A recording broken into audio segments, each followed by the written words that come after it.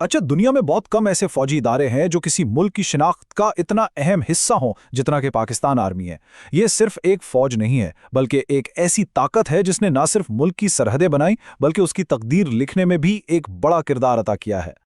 5,60,000 फाल फौजी एहलकार, ये कोई छोटा नंबर नहीं है। यही तादाद पाकिस्तान आर्मी को दुनिया की सबसे बड़ी अफवाज में से एक बनाती है, और यहीं से इसके असर व रसूख की बुनियाद पड़ती है। अगर आइन की बात करें तो फौज का काम बिल्कुल साफ लिखा हुआ है। वफाकी हुकूमत की हिदायत के तहत पाकिस्तान को किसी भी बैरूनी हमले या जंग के खतरे से बचाना, मतलब ये उनका सरकारी मैंडेट है।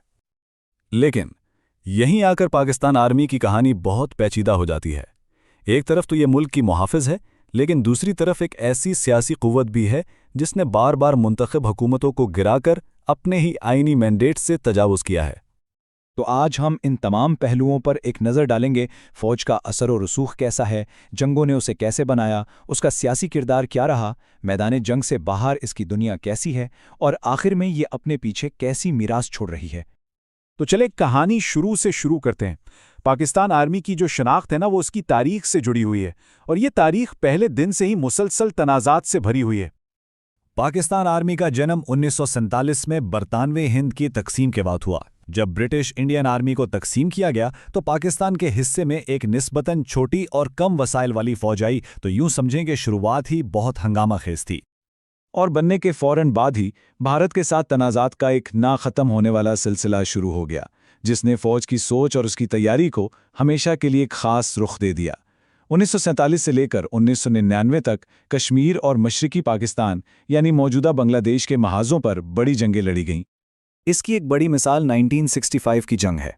उस वक्त पाकिस्तान के पास तकनीकी तौर पर बेहतर अमेरिकी पैटर्न टैंक्स थे, लेकिन इस सब के बावजूद जंग का कोई हतमी नतीजा नहीं निकला।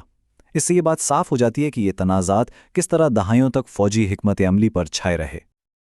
अब आते हैं फौज के सबसे मुतनाज़े पहलू पर, यानी उसका सियासी किरदार।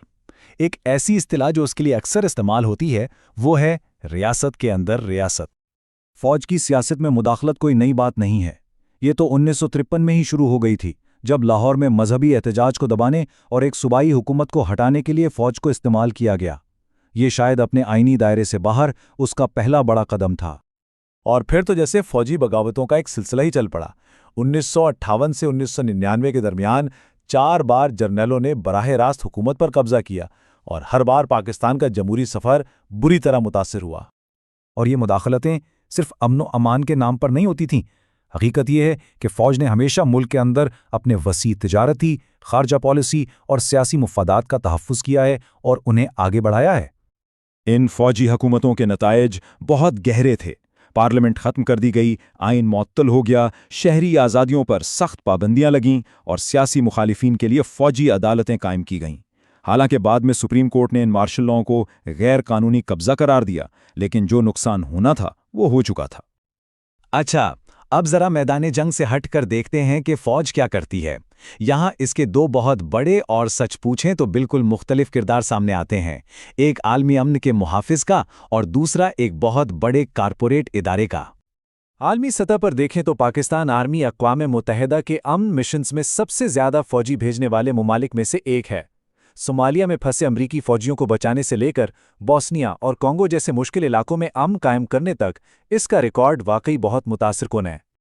7,533 ये 2015 तक अक़वाम मुत्तहिदा के मिशंस में खिदमात अंजाम देने वाले पाकिस्तानी फ़ौजियों की तादाद थी। ये नंबर खुद बताता है कि इसका आलमी किरदार कितना बड़ा है। लेकिन मुल्क के अंदर तस्वीर कुछ और है। यहाँ फ़ौज एक बहुत बड़ा माशी नेटवर्क चलाती है। फौजी फाउंडेशन जैसे बड़े बड़े इदारों के जरिए इसके कारोबारी मफादात बैंकिंग, रियल एस्टेट, खाद, सीमेंट, गर्ज हर शोबे में फैले हुए हैं, जिनकी आमदनी अरबों डॉलर में है। तो ये है फौज का वो दोहरा किरदार। एक तरफ ये अक़वाम मुत्तहिदा के झंडे तले दुनिया भर में इंसानियत की मदद कर रही है, और दूसरी तरफ ये मुल्क के अंदर मईशत की एक बहुत बड़े खिलाड़ी के तौर पर काम कर रही है। तो आखिर में सवाल ये पैदा होता है कि हम इस इदारे की मीरास को कैसे समझें। ये एक बहुत ही पेचीदा तस्वीर है जो पाकिस्तान की एक ऐसी हकीकत को दिखाती है जो शायद कभी नहीं बदलेगी। एक दानिश्वर स्टीफन पी कोहेन ने इस पर बहुत खूबसूरत बात कही है। कुछ फौजें अपने मुल्क की सरहदों की हिफाजत करती हैं, कुछ मौशरे में अपनी पोजीशन बचाने की फिक्र करती हैं, और कुछ किसी नज़रिए का दिफा करती हैं। पाकिस्तान आर्मी ये तीनों काम करती है। तो चलें जल्दी से अहम बातों को एक बार फिर देख लेते हैं। ये 1947 की तकसीम से पैदा होने वाली दुनिया की सबसे बड़ी अफवाज में से एक है। इसकी तारीख भारत के साथ तनाज़ात से भरी पड़ी है। ये कौमी सियासत में एक गालिब कुव्वत रही है और साथ ही एक बड़ा आलमी अमन का मुहाफ़िज़ और एक ताकतवर घरेलू मुआशी इदारा भी है। और ये सब हमें इस आखिरी सवाल पर ला खड़ा करता है, क्या पाकिस्तान आर्मी मुल्क की मुहाफ़िज़ है या रियासत के अंदर एक रियासत? शायद इसका सही जवाब यह है कि ये बेवक्त दोनों ही हैं। और यही तज़ाद इस इदारे की सबसे बड़ी और सबसे पायदार मिरास है जो आज भी पाकिस्तान की तकदीर बना रही है।